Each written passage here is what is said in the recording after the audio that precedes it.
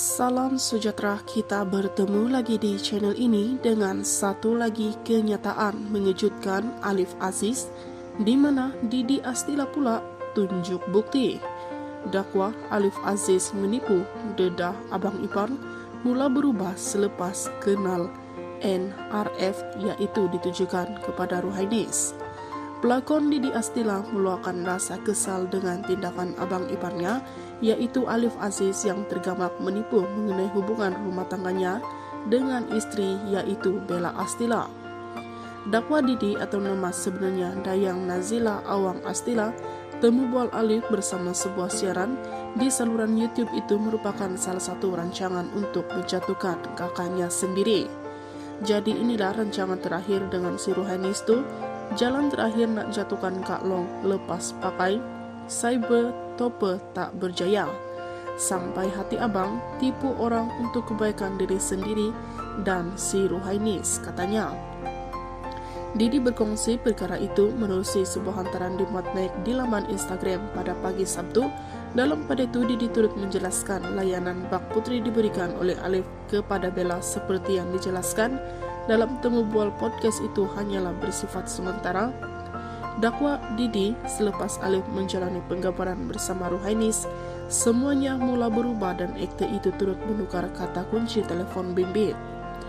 Princess treatment yang ditujukan kepada Alif, cakap awak bagi dekat Kak Long hanya untuk beberapa bulan sehinggalah awak syuting dengan si Ruhainis, habis password semua tukar jelasnya. Sementara itu Didi turut berkongsi tangkap layar per bulan message Alif bersama seorang individu yang dikenali sebagai NRF. Menerusi perkongsian tersebut, Alif dilihat seolah-olah meminta pandangan daripada Ruhainis untuk meneruskan perancangannya selepas terpalit dengan kontroversi ditangkap halwat. Ibu bapa saya menasihatkan sekiranya perancangan kita tidak berjaya, saya terpaksa mengambil langkah akhir untuk memberi kenyataan, ujarnya. Ruhainis bagaimanapun bersetuju dengan cadangan Alif dan memberitahu aktor berkenaan perlu memberi kenyataan secara bersemuka supaya masyarakat dapat melihat kejujuran dirinya. Ya, awak kena cakap berdepan biar orang tengok muka awak. Cara awak tu boleh nampak kejujuran awak bila bercakap, tegasnya. Dalam pada itu Didi turut mendakwa Alif mula berubah sikap selepas mengenali Ruhainis.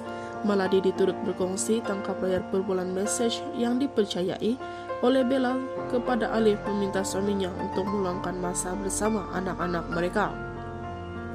Bella menghantar foto anak-anak itu. Aiden dan juga Ara yang bertanyakan kepadanya mengapa Alif tidak keluar bersama mereka lagi. Dalam hantaran tersebut juga Didi menyertakan bukti foto hubungan Bella dan Alif berada dalam keadaan baik pada November tahun lalu.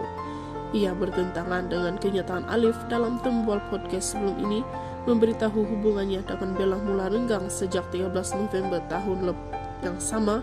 Pada 13 Mac lalu, istri Alif yaitu Bella memfailkan cerai secara ekspres terhadap selebriti asal Singapura itu di Mahkamah Rendah Syariah Wilayah Persekutuan. Ia susulan Alif dan Ruhainis dicukup halwat oleh Jabatan Agama Islam Wilayah Persekutuan di sebuah kondominium di Ibu Negara pada 9 Mac lalu. Alif bagaimanapun enggan menceraikan Bella pada sebutan kedua kes tersebut pada 4 April lalu kerana masih sayangkan istrinya dan mahu mempertahankan rumah tangga mereka.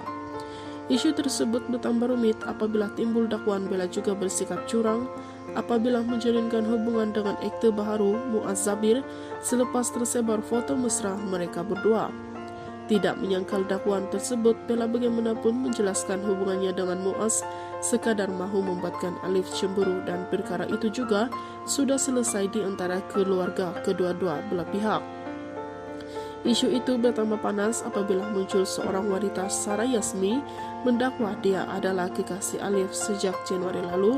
Sarah turut mendedahkan pelbagai tangkap layar per bulan WhatsApp dipercayai di antara Alif dan individu dinamakan sebagai NRF.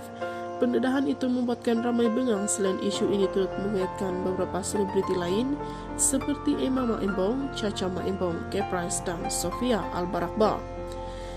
Terbaru pada pagi Jumaat, Alif tampil mempertahankan diri menerusi podcast Dokumen Fox dan berharap segalanya dapat berakhir dengan perkara yang baik. Untuk rekod, Bella dan Alif berkawin pada 9 September 2016 dan dikaruniakan 2 orang cahaya mata, Aiden Adrian dan Ara Adriana.